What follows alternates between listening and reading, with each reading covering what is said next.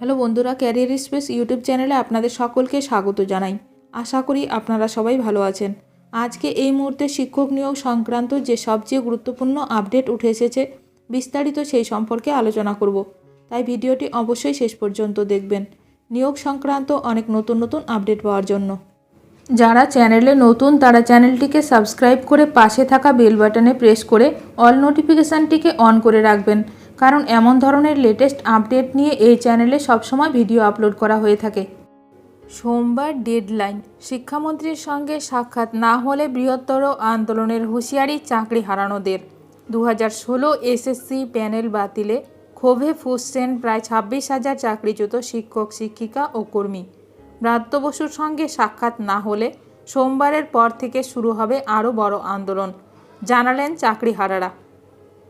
SSC 2016 panel বাতিল হওয়ার পর রাজ্যে উত্তপ্ত চাকরিপ্রার্থীদের আন্দোলন।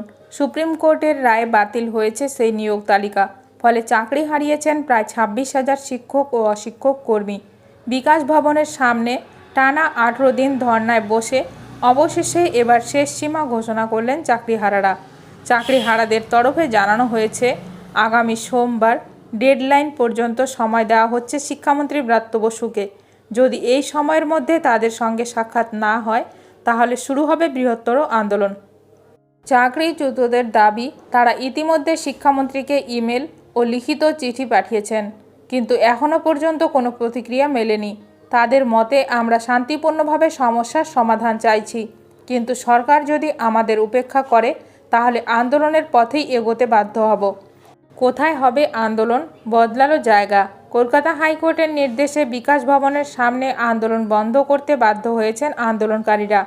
আদালতের নির্দেশ অনুযায়ী এখন থেকে তাদের অবস্থান বিক্ষোভ চলবে সেন্ট্রাল পার্কের সুইমিং পুল সংলগ্ন অঞ্চলে। সেখানে একসঙ্গে সর্বোচ্চ 200 জন আন্দোলনকারী থাকতে পারবেন। আইনি নির্দেশ মানছেন আন্দোলনকারীরা। চাকরিহারারা জানিয়েছেন, তারা আইনের প্রতি শ্রদ্ধা রেখে বিকাশ ভবনের সামনে থেকে আন্দোলন তুলে নিচ্ছেন। তবে আন্দোলন চলবে নতুন জায়গায়, কারণ তাদের দাবি ন্যায্য এবং মানবিক। 15 মের ঘটনার ব্যাখ্যা। 15 মে বিকাশ ভবনের গেট ভাঙচুরের ঘটনায় পুলিশের দাবি, চাকরিহারারাই তাণ্ডব চালিয়েছিলেন, আর তাতে কয়েকজন পুলিশকর্মী আহত হন। যদিও চাকরিহারাদের বক্তব্য, আমরা ইচ্ছাকৃতভাবে কিছু করিনি, পুলিশি ধস্তাধস্তির কারণেই গেট ভাঙে। এটা শুধুই ক্ষণের উত্তেজনা বলে দাবি তাদের। সাংসদদের কাছে চিঠি পাঠানোর সিদ্ধান্ত।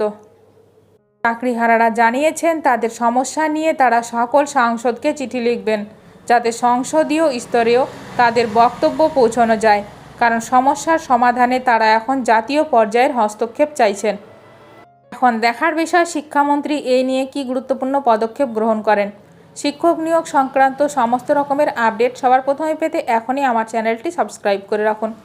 ভিডিওটি ভালো লাগলে অবশ্যই লাইক করবেন। আজকের ভিডিওটি এখানেই শেষ করলাম।